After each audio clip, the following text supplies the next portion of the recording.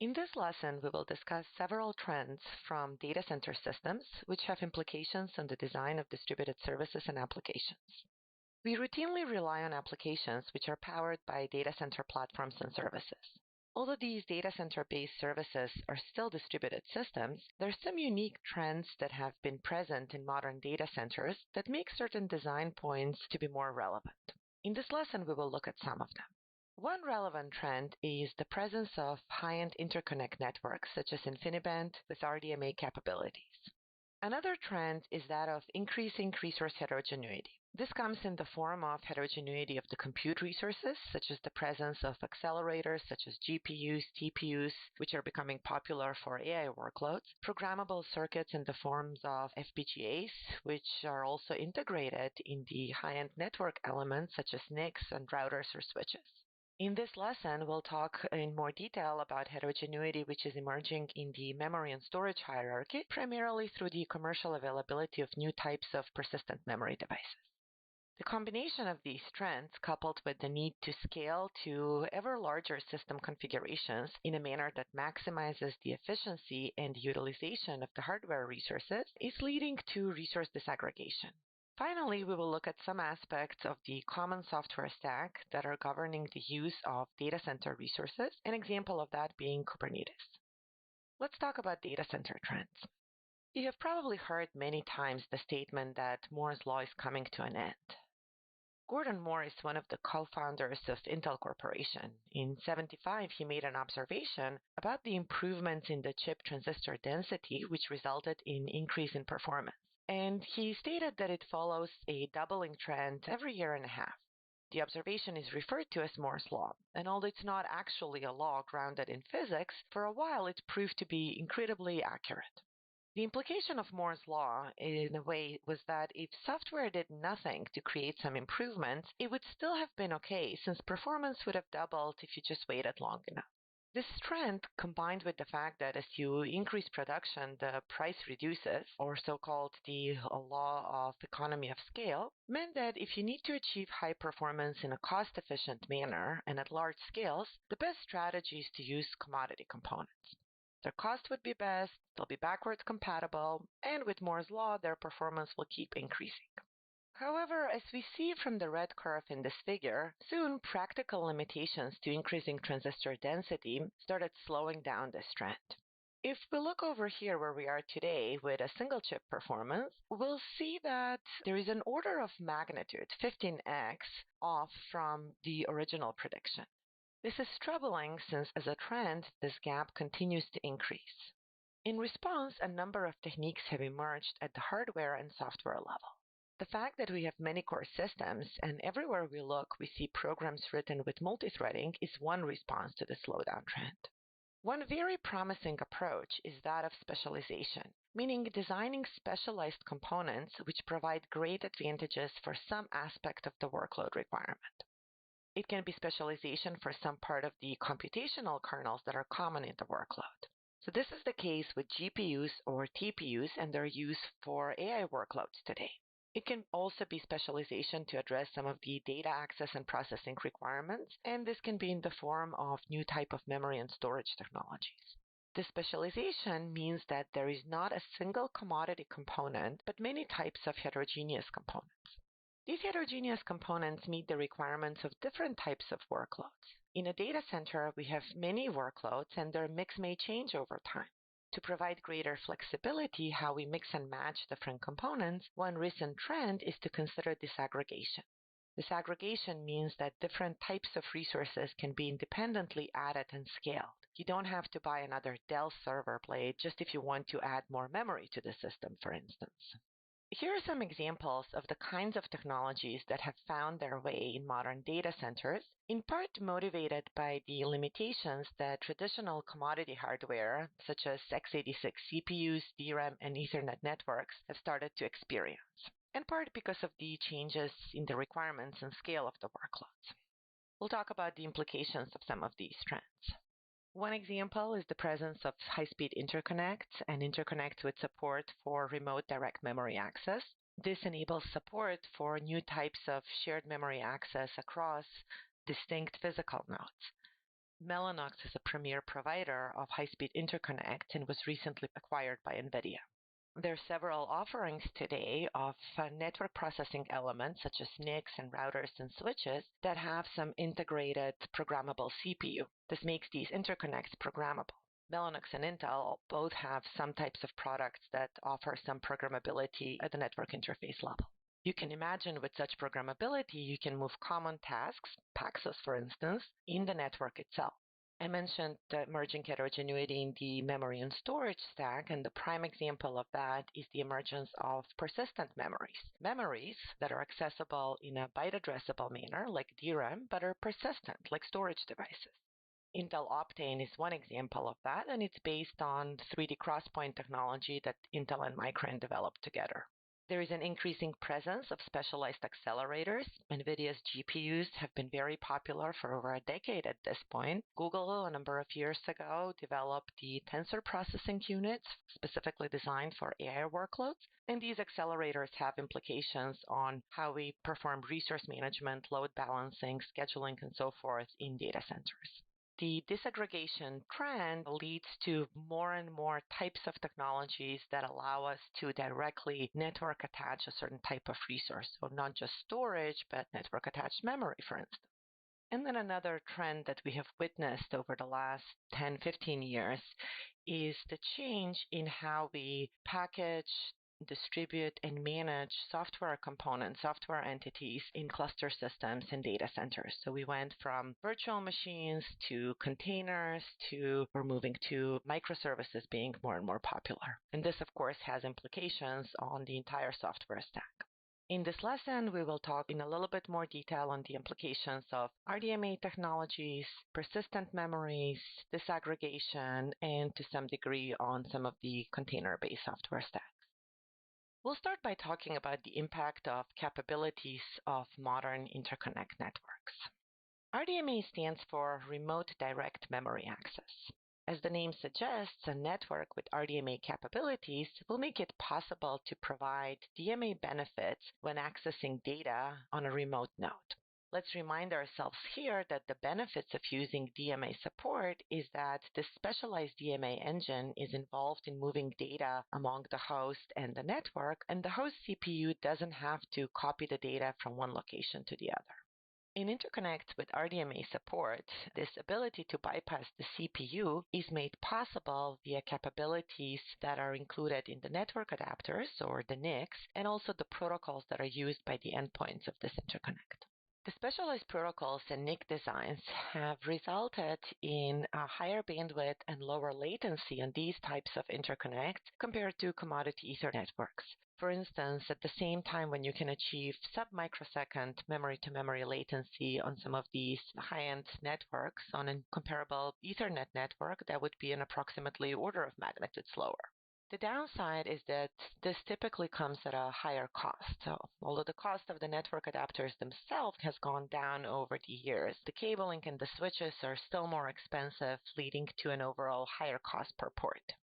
The idea for these technologies comes from research systems that date back in the 90s, and then it was a little bit more formalized through the Virtual Interconnect Association in the early 2000s. In terms of InfiniBand specifically, a number of vendors emerged in the early 2000s, but Mellanox emerged as a leader with respect to the InfiniBand interconnect. Today, about one half of the top 500 machines and major data centers run RDMA InfiniBand networks, but RDMA is not exclusively an InfiniBand feature. It is supported on other interconnects as well. In data centers, there are Ethernet adapters with RDMA capabilities, and these are part of so-called RoCE designs, RDMA over Converged Ethernet. There are also other products and protocols, IWARP, which stands for Internet Wide Area RDMA Protocol, Portals, which is primarily used in the HPC systems. There are some of the older Cray interconnects also, Gemini, Arias, and so forth. There are two main forms how communication can be performed in RDMA networks. One form is the so-called two-sided RDMA. This is more similar to traditional send-receive operations we're familiar with from using sockets over, say, TCP/IP over Ethernet networks. The two CPUs are involved in the communication. there's still benefits of using an RDMA fabric such as InfiniBand because the protocol processing is partially performed on the NIC and it is faster and there is no CPU load resulting from the protocol processing itself. The other form is one-sided RDMA. Only one endpoint is directly involved in the communication. When one CPU issues a request to read or write data, the destination CPU is completely unaware and is not involved in it. The NIC will make sure that the remote memory is accessed to read or write the data. One requirement here is that the data is actually present in memory and that it is pinned and not swapped out to disk. Obviously, also another requirement is that the source node has permission to access this data, and this permission is also checked by the NIC. Now, I'm showing the RDMA operations as going directly to the destination memory. However, with technologies such as direct cache injection, an example of that is Intel's DDIO, it is possible to push the update directly into the last level cache. In this way, the host CPU at the destination, when it needs to, may find the data in the cache and does not have to perform a much slower memory access to actually read the data. RDMA networks are gaining in popularity in data centers, but data center applications and services interact using RPCs. Given the different communication modes in which RDMA can be used, an obvious question is which one of these should one choose, in particular when trying to implement RPCs? An initial intuition may be to use the one-sided mode, which provides a unique advantage in RDMA fabrics of not requiring the remote machine to be involved in the processing. However, an RPC often requires some invocation of a remote service too. In the one-sided mode, that service still needs to get executed, which means there may be multiple RTTs over the network required to perform the service invocation, or the service application needs to be redesigned in some manner. In the two-sided mode, the remote CPU is invoked, but the end-to-end remote service invocation can be achieved with a single RTT, which may be favorable in many cases. And again, there is the benefit here of having a faster network to begin with. There are additional opportunities to further optimize the RPC implementation by taking advantage of different features common in RDMA fabrics such as InfiniBand. For instance, InfiniBand supports connection or connectionless protocols. Maintaining a connection implies that there is some state associated with each endpoint, which from the service perspective poses some limitations on the number of clients which the service can scale to. In order for the destination NIC to be able to write to memory, there needs to be some pre-registered pool of memory where data can be placed. And typically this is associated with a connection, and such approach can lead to some load balancing issues. A feature called shared receive queues allowed this data to be aggregated across different connections, and it can improve scalability, though the indirection implies some loss of performance in the unloaded case. There are some opportunities to gain more performance by specializing the design of let's say, the RPC implementation for certain types of messages. RDMA InfiniBand supports reliable transfer of large messages, but it also has a form of messaging called small datagram packets. The small packets may be a very good match for RPC operations in which it is common to have small arguments. And there are a number of other possible optimizations. One implementation of RPC that combines some of these features is FAST, which stands for Fast, Simple, Scalable RPC. It was described in a paper presented at OSDI in 2016. The paper shows that a fast RPC layer built on top of unreliable, connectionless datagrams can perform much better than one-sided read-based operations as the number of nodes increases. Now, what if the destination memory is persistent? For the longest time, we have differentiated memory and storage by storage being persistent, block addressable, large capacity, and fairly slow, and memory such as DRAM being byte addressable, volatile, so non-durable, much orders of magnitude faster, and smaller capacity. However, for a very long time, we have been looking for ways to achieve so-called persistent memory, something that is byte addressable in a way similar to DRAM, that has a performance point in terms of latency and bandwidth that's closer to DRAM, but that is also persistent, just like storage technologies, and that can scale to larger capacity. A simplest design point for this type of persistent memory is to essentially add battery to DRAM. A few years ago, a commercial technology from Intel called Optane was released, which has these properties of byte addressable persistent memory. It is gaining a lot of popularity in commercial data centers and is attractive both because it presents a lower cost alternative to scale the capacity of main memory and also because it presents a much faster tier of the storage stack, so it makes persistent accesses, durable operations much faster. So what are the options when performing RPCs with the goal of accessing or updating persistent memory? Let's look at the different scenarios in this figure. If we just need to perform a write operation, we can rely on the RDMA NIC to push the data, and it can push the data to the last level cache. The operation completes.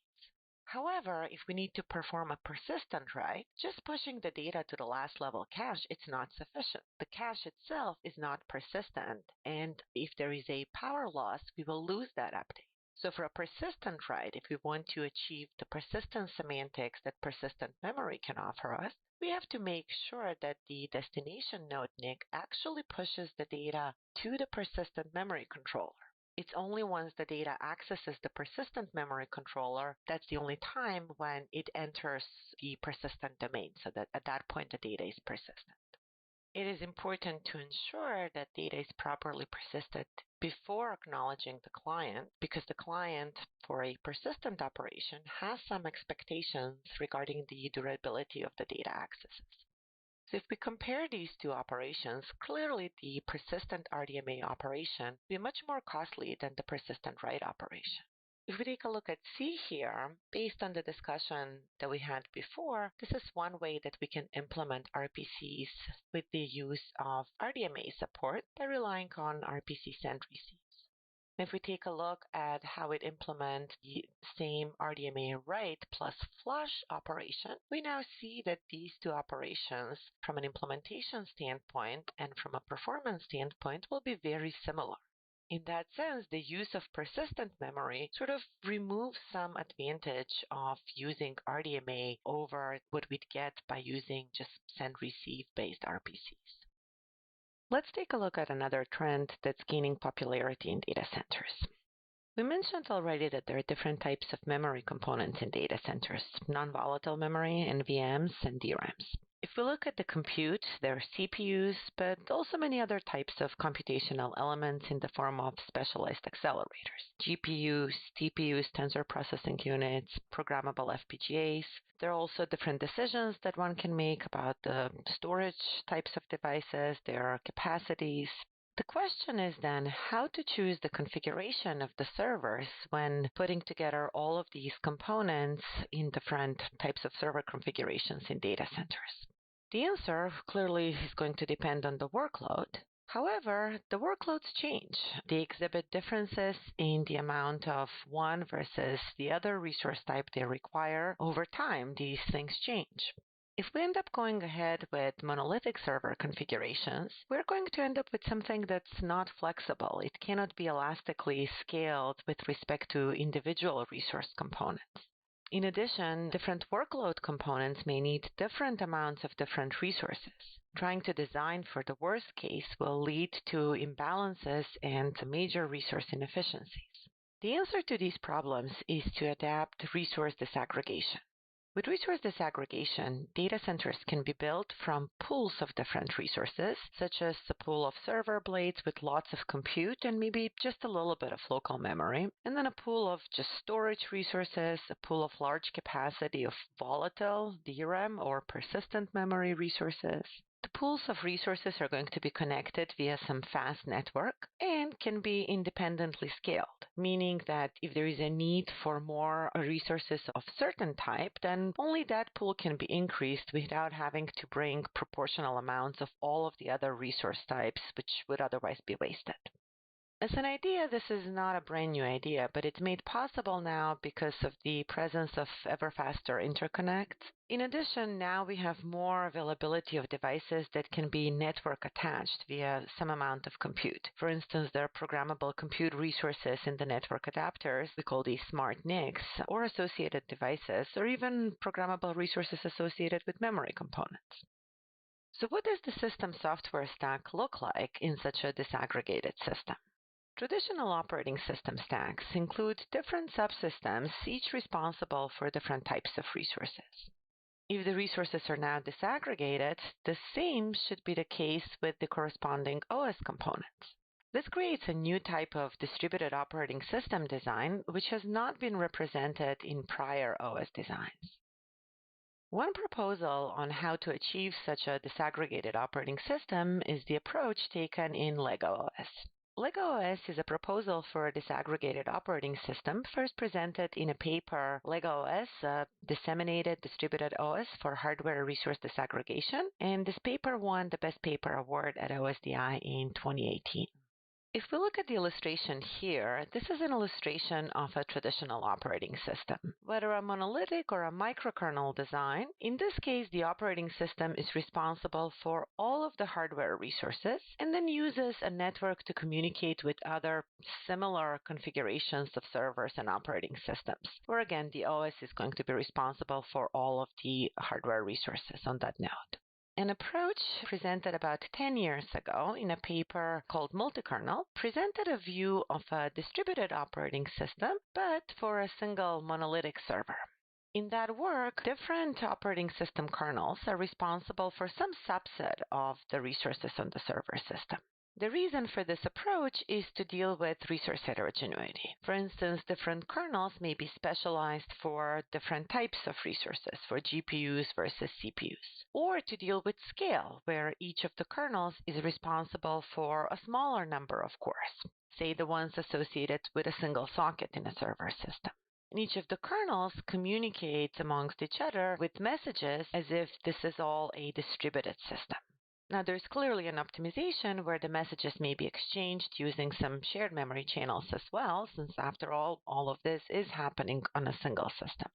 The key thing in the multi-kernel approach is that although there are these different kernels that are specialized for different types or subsets of resources, they all form components in a complete single kernel architecture. An example of this approach is the Barrelfish operating system that was developed by the group in ETH in Switzerland that published this paper and actually has been used by various industry groups as well. The LegOS approach is based on what the authors called the split kernel architecture. Here, each set of resources of a single type is managed not by a complete operating system, but rather by a monitor that's capable of dealing just with that particular resource type. In that sense, the functionality of the entire operating system kernel is split and distributed across the different types of resources. So we'll look now at what the split kernel architecture looks like using an animation from the original paper presentation at OSDI 2018. We're going to split the OS functionality into different monitors, and we're going to associate the monitors and run them at different hardware devices. We're going to do this for all of the different types of resources in the system, both for the current resources as well as for maybe new types of resources that will show up.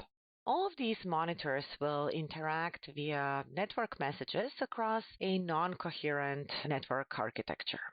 Basically, there is no assumption about there being certain caches associated with the different hardware components where the monitors run and that these caches are going to be maintained coherent. If there is some failure in the system, it is the responsibility of all of the components to detect the failures and to trigger some recovery types of actions. When it comes to the management of the hardware resources, each of the monitors is responsible for the hardware components that they are directly supervising. Let us look at a concrete example of disaggregating CPU and memory resources in LegOS. We will use again an animation used by the authors during their OSDI presentation. So here is what CPU and memory resources look like in a traditional monolithic system. Now let's disaggregate the DRAM memory, meaning that this is a separate hardware component that is reachable over a network. When accessing memory, we rely on the MMU and the TLB to determine the appropriate physical address, so it makes sense that the hardware components would be collocated together with the physical memory DIMMs so that any load and store instructions issued from different processors can continue using virtual addresses and can be correctly translated as part of this monitor that's going to be associated with the memory components. From the OS perspective, all of this is typically done by the virtual memory subsystem. This is what's responsible for determining how virtual address regions are mapped to physical memory, who can access them, etc. So what that means is now that we will separate that component from the rest of the OS functionality, and we will collocate it with the memory resource, since this is the monitor that's directly responsible for the memory hardware resources. The applications executing on the CPUs themselves, they are only going to continue seeing virtual memory addresses. This means that all of the levels of the cache will operate with virtual memory addresses. The translation from virtual to physical addresses is the responsibility of the virtual memory subsystem that's deployed on the physical memory resource pool. So there are going to have to be some computational components that will be able to execute this logic, right?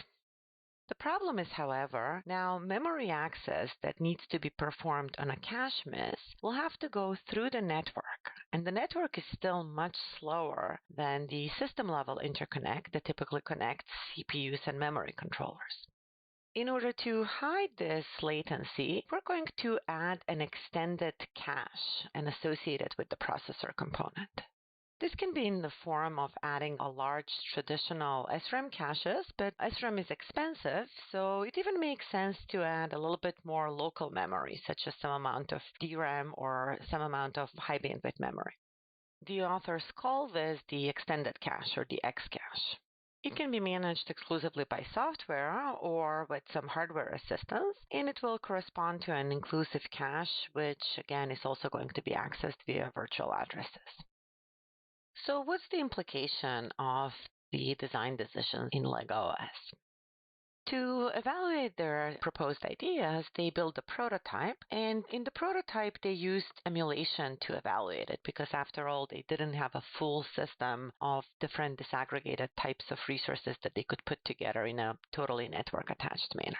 So what they did, they used a collection of monolithic servers, but at each of the servers, they only used certain types of resources, and the other resources were ignored. And then the various controllers, the monitors responsible for the select resources, they were implemented using the corresponding kernel modules in Linux. All of this was connected via an RDMA network, and the interactions were performed via fast RPCS over RDMA. In principle, however, there are a number of hardware prototypes that are a better example of the kinds of systems that they would have wanted to have access to. For instance, HPE has built a prototype system of this vision that they have been talking about for a number of years called the machine, and this is an example of a disaggregated system. These kinds of systems are going to be made possible through new interconnect standards, which will make it possible to directly attach different types of resources in a much more lightweight fashion. And examples of these are Gen Z, for instance. These new interconnect standards, they're backed by different consortia that involve multiple industry players, and also there are some open source programming system and runtimes. One example of that is a system called OpenFAM, Open Fabric Attached Memory. And also relevant is a system called Firebox that a group at UC Berkeley developed. It's a hardware prototype of a system that has very similar properties as the machine. It's based on RISC-V architecture. The entire LEGO OS implementation, as a prototype implementation, I mentioned already, it is based on different existing Linux components, and it relies on over 100 common Linux system calls and includes over 200,000 lines of code. In terms of the XCache is implemented by using a dedicated portion of DRAM, and any cache misses are managed fully in software. The machine that's implementing the memory resource uses all of the available DRAM memory, but only a small number of CPU resources and just running kernel space functionality for the memory monitor. Similarly, the storage and all of the other global monitors are implemented in a similar way, but by essentially not using all of the resources on some of the server components. And then the network, the RPC stack that's used in the implementation of LegOS is based on prior implementation of RPC over RDMA by the same group. They ran an experiment in which they compared the LegOS along several different system configurations. They compared it against a system configuration which used Linux, but the Linux system was swapping to an SSD device, a Linux system that was swapping to a RAM disk with local DRAM. And then they used a system called InfiniSwap. InfiniSwap is like a swap solution that over an InfiniBand network swaps pages to remotely accessible memory on another node where all of the communication is over RDMA operations. They ran a TensorFlow machine learning application using the Cipher dataset. In all of the comparisons, they used as a baseline a configuration of Linux with unlimited memory. So in that sense, this graph is going to show a slowdown of all of these four systems when compared to configuration of Linux with unlimited memory. And on the x-axis, they're going to show what is the relative ratio of the extended cache of the local DRAM that's available on the machine that's executing the processing. For these other systems, this is going to be the configuration of the local memory that's available before any swapping to a SSD, RAM disk, or InfiniSwap to another remote memory is performed. We observe that when there is substantial local memory capacity available, all of these solutions tend to work reasonably well in terms of the relative slowdown of unlimited memory. However, when we take a look at this end of the graph over here, where we have a much less available local memory, the LegOS solution performs multiple times better compared to any of these other solutions. In fact, there is only 30 to 70% slowdown of using disaggregated memory using a system such as LegOS versus using a server configuration which has unlimited local memory resources. So we give away a little bit of performance in terms of execution time, but ultimately we end up building a system that has much better elasticity, better fault tolerance, and provides a lot of flexibility in how we pack resources.